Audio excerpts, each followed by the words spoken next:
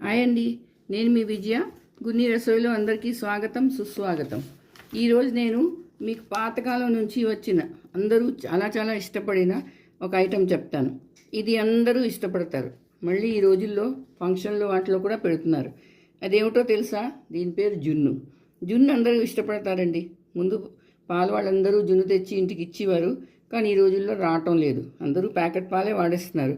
కనుక నేను జున్ను పాలు లేకుండా జున్ను ఎలా చేయాలో చెప్తాను. ఎలా అనుకుంటున్నారా? సరే, ఈ జున్ను పౌడరు ప్రతి సూపర్ మార్కెట్లోనే దొరుకుతుందండి. ఇది జున్ను పౌడరు. ఇది ప్రతి సూపర్ మార్కెట్లోనే దొరుకుతుందండి. దీని పేరు కామ్ధేను మిల్క్ జున్ను పౌడరు. ఎక్కడైనా దొరుకుతుంది, ఆంధ్రాలోని. ఇది చాలా బాగుంటుంది. అందరూ వాడతారు. దీన్ని కామ్ధేను మిల్క్ పౌడర్ అంటారు. దీనికోసం ఏమిటి కావాలో చెప్తాను. చూడండి, దీనికోసం ఈ ప్యాకెట్ ఒకటి కావాలి. ఇది తర్వాత 1/2 లీటర్ పాలండి. ఈ పాలు వెచ్చపట్టకూడదు. ప్యాకెట్ ఓపెన్ చేసేది నేను. పచ్చి పాలే ఇది. తర్వాత 5 నుంచి 6 చెంచాలు పంచదార. మీకు ఎంత పంచదార కావాలంటే అది వేసుకోవచ్చు. దీని జాగాలో మీరు బెల్లం కూడా వేసుకోవచ్చు. బెల్లంతో కూడా చాలా బాగుంటుంది.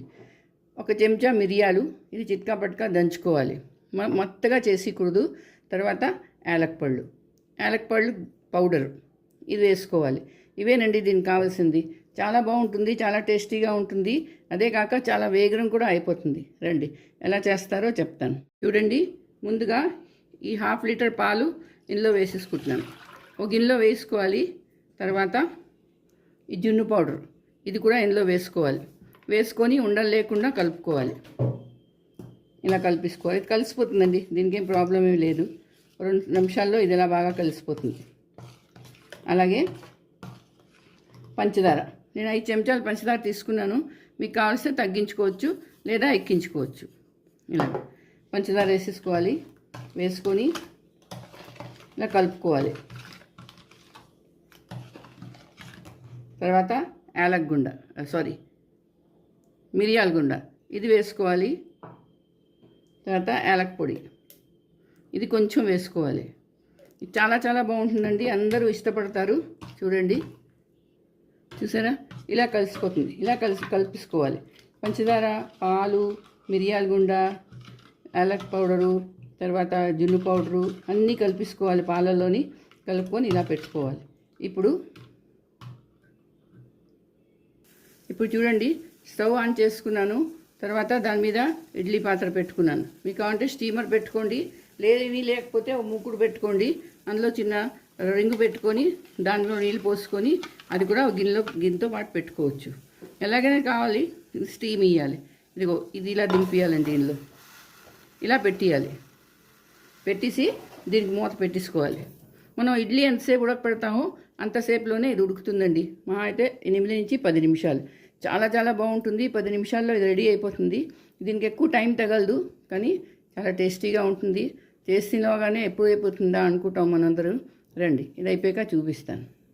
చూడండి, ఈ జున్ను పౌడర్ గురించి చెప్తాను. దీన్ని మిల్క్ జున్ను పౌడర్ అంటారు. కామ్ధేను వాళ్ళది. ఇది 100 గ్రామ్స్ అండి. ఈ 100 గ్రామ్స్కి మనకి 1/2 లీటర్ పాలు తగులుతుంది.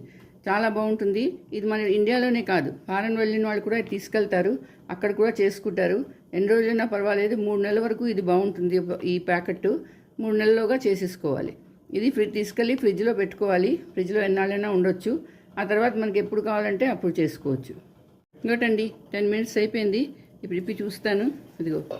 సరే, ఇప్పుడు గ్యాస్ ఆఫ్ చేస్తాను. ఒక చాక్ పెట్టి చూద్దాము.